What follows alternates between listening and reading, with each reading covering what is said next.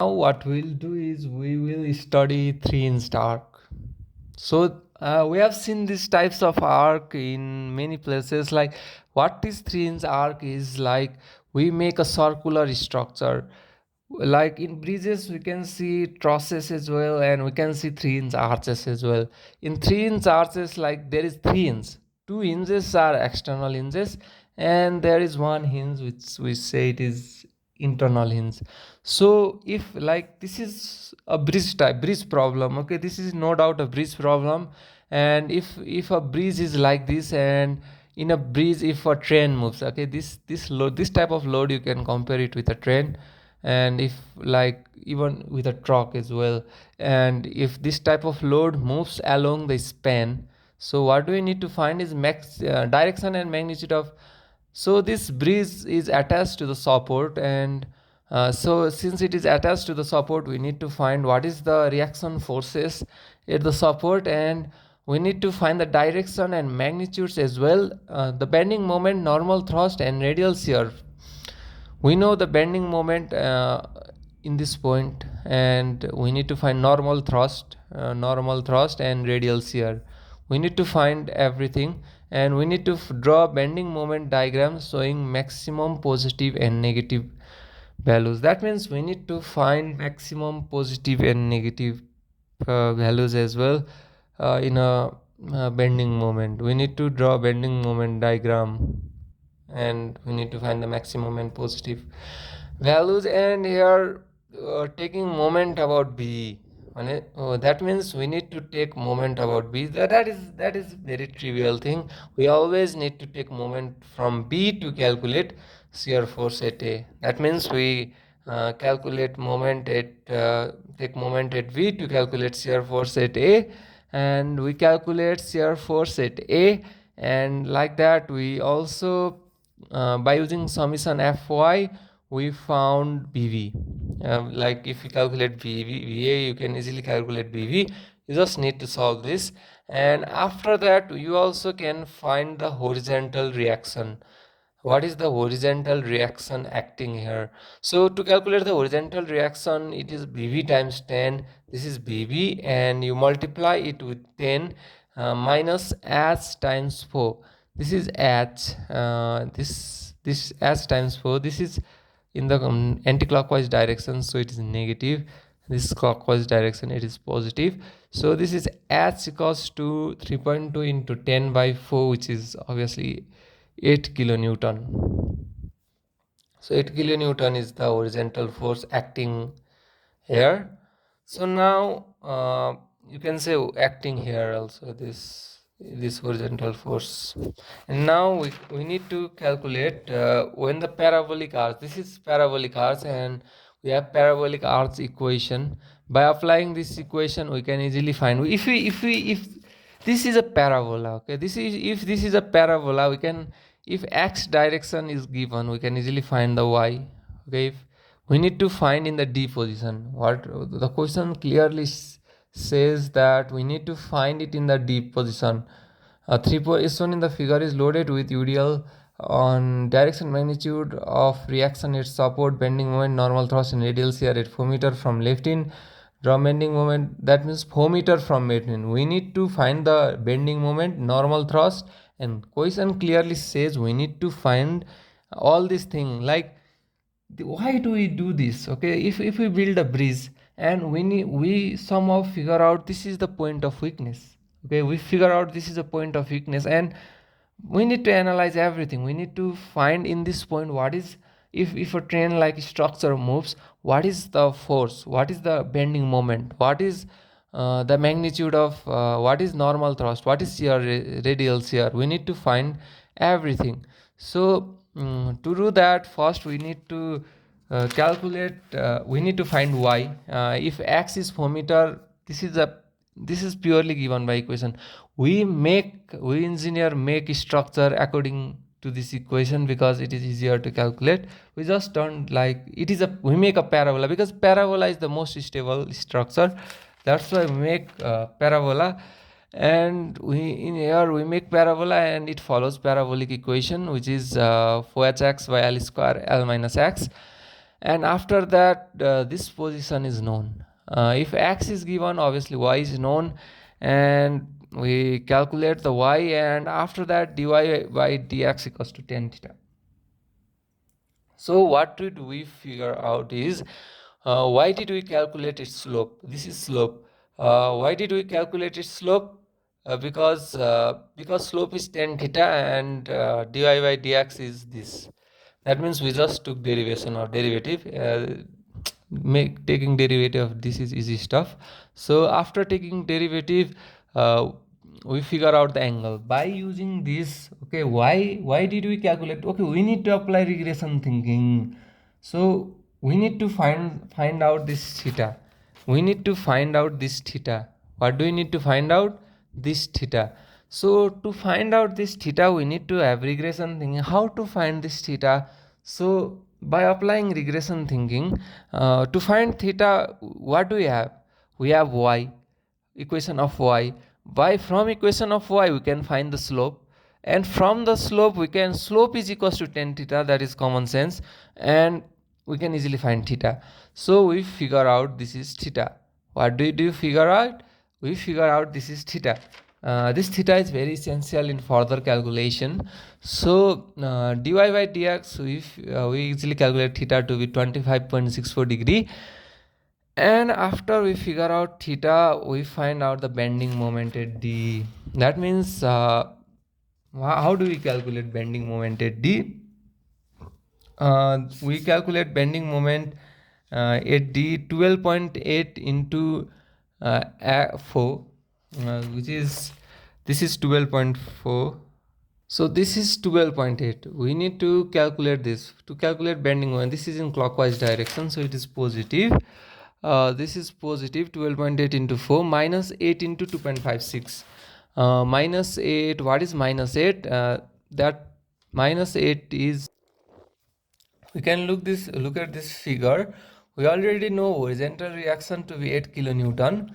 So if you take moment about this point, then we get 8 into 2.56. This distance is 2.56, and this is anti-clockwise direction, so it is negative.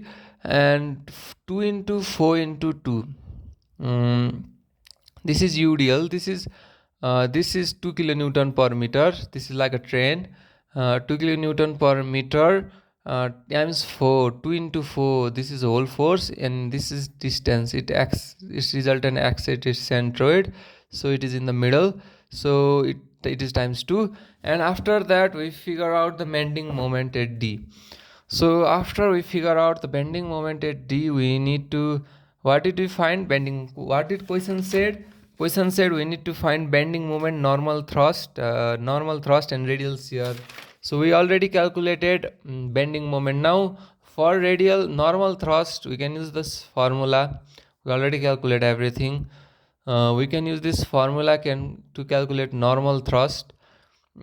Normal thrust means in this position, in normal direction, what is the force, and in the radial direction, if a train moves along this path and in this position, what is the normal thrust and what is the radial shear. Radial shear means in this direction. Like if radial shear is too much, I think the structure tears apart, and if the normal thrust is too much, like it, I don't know, it displaces itself. So we need to calculate everything. So using this formula, we calculated 9.29 kilonewton, and radial, I think, yeah, normal shear, obviously, like normal shear is always more in the radial, in radial direction it is less. So we can even say that structure doesn't like tears apart, because radial shear is less, and it most of the time it splits. So in radial shear, it is 0.86 kilonewton, maximum positive bending moment. So we need to calculate maximum positive bending moment. But how to calculate maximum positive? What is bending moment? You can visualize bending moment is in this direction, how the member is trying to rotate. Okay, if the structure, if a load moves along the structure, along that parabolic path in some point, in that point d, how that member tries to rotate. So positive means it should rotate in the clockwise direction. So at some point, how what is the maximum uh, positive clockwise direction moment? We need to calculate that. Let the maximum positive bending moment occurs at a section x. So we need to calculate maximum positive. Let's say it is x. Okay, we suppose it is x, and we need mx is 12.8x. This is very easy. We just suppose it to be x. Okay, that means we don't know. What we don't know is, we don't at this point. Okay, this is a different type of question. In the question number 2, we just calculate, we just took a position and we calculate every necessary data. But in this question it is little different, because we are trying to calculate the maximum force. What we are trying to do is, we are trying to calculate maximum bending moment. It can be any on the left side. Okay, by using the concept, we can literally say that maximum always exists in the this direction, and negative always exists in the this direction, uh, left side and this side negative. So what is the maximum bending moment? So we take any section x. Let's say it is in the x this direction, x displacement. We suppose it to be in the x distance from the hinge. Okay, we just suppose it to be next distance from the hinge, and we just calculated 12.8 into x. So that means this is 12.8 and this is x, so this is clockwise direction, so we obviously take positive. Clockwise direction is always positive. And minus x square. What is minus x square? Minus x square is this. Why did we take minus x square? We take minus x square to be like this. Okay, let's say this is the x section. Okay, let's say this is x section and this is x. What is this? This is x. This, what is this? This is x, and 2 times x is the total force, and it always acts in the centroid, so it is x by 2. So we get x square. So this is x square, and it also rotates in anti-clockwise direction, so it is minus x square minus 8 times. So now this is another thing. This, what does this minus 8 means? What does it minus 8 signifies? Is this h. So h is here, h is here. So we take this x section, and this is all, this is also anti-clockwise, so we take minus 8 into, we take this. What is this? This is the value of y. We use the same formula. This is a parabolic arch, we already figure that much out. And this, we take y. We know that if we just take everything as it's same, we know the h, we know everything, we know the length, we just don't know the x, because we are trying to figure out where there is maximum bending moments. We just keep it same as x, so this is same as that, and we just calculated this equation. This is the equation that represents the moment. So now, as we have already studied, where does maximum bending moment lies? Maximum, to find the maximum bending moment, we always need to find the derivative. So how do we find the derivative? To find derivative, it is very simple. And to find derivative, why do we need to find? Because it is, what does derivative signifies? It always signifies the point of change. What does derivative always signifies? It always signifies the point of change. So where does maximum bending moment lies? It always lies on the point of change. So we need to find that point of change, and this is x, this is the distance, this is the point of change. This is from, that means where this is 4.17. So here is the maximum bending. This is, if this is 4, this is 4.7. Let's say this is 4.71. So in this point we have maximum bending moment. So we can say when a train, it like structure moves along this arch. Okay, if this is like, what type of arch this is? Let's visualize it to be like this. This is a road, okay, this road is in the upside, and we build a bridge like that. Okay, this is a parabolic bridge. We build like this so that ship can pass inside. So we build it like this, and the load is load like train like load is traveling. So if train like load is traveling, so we need to find where does the maximum bending moment lies. Okay, because we need to find the point of failure, because we need to find the possibilities where failure can occur. So this is the most vulnerable point in some sense. So after that, we need to find the maximum negative bending moment. How do we find the maximum negative bending moment? To find maximum negative bending moment, it's always in the right side. That means you can also say that this type of this side member moves in clockwise direction and this side member moves in anti-clockwise direction. So we can even say that, and after that we just to find the maximum negative bending moment, we can use the same maximum negative bending moment. We need to first be clear, of one thing, that maximum positive bending moment always lies on the left side and maximum negative bending moment always lies on the right side.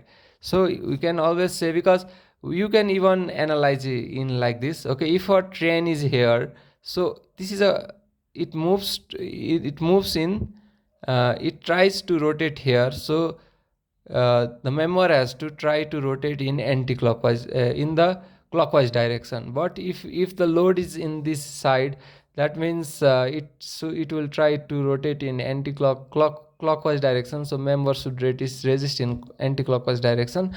So we can say that that's why it's always negative here and it's always positive here. So that means the member tries to rotate in anti-clockwise direction. That means the failure occurs in anti-clockwise way. So we need to find where there is maximum negative bending moment, because we need our structure to be stable. So we all have to calculate all the possible point of failures, and to do that, we figure out 3.2x. So what is 3.2x? 3.2x is simple. This is VB. We only take the right. Let's say this is the section and this is x. This is x, and when we do the right side calculation, right section calculation, anti-clockwise is always positive. So 3.2x, what is 3.2x? This is anti-clockwise, so it's positive. And minus 8 times 0.04 into 20 minus x. So what is minus 8? Minus 8 is simple. What do you think is minus 8? This is minus 8. You can say this is minus 8, and it goes, what is minus 8? Minus 8 is this horizontal force is what? Minus 8. And this is to find y.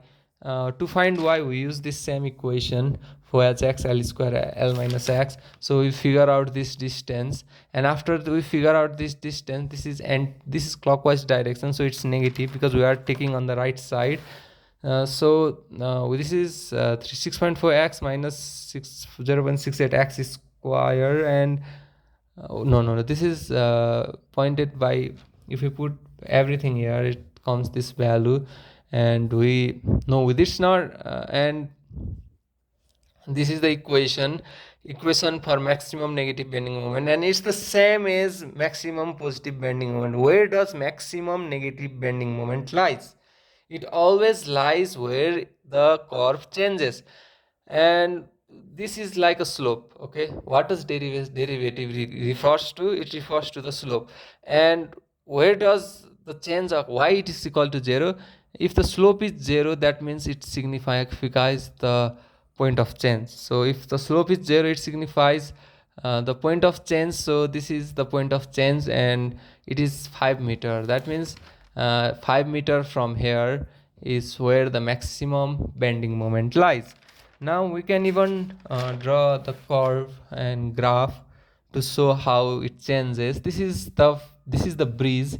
Let's say the road is here and this is the breeze, and uh, to do that, what do we did is this value we know maximum. What is the maximum force? We also calculated the maximum force. To do that, we just put the value of x in mx, and that's how we calculate maximum positive bending moment and maximum negative bending moment. And this point is the maximum positive bending moment, and this point is the maximum negative bending moment, and it goes from here to here, and this shaded portion is what it signifies. This shaded portion is the bending moment.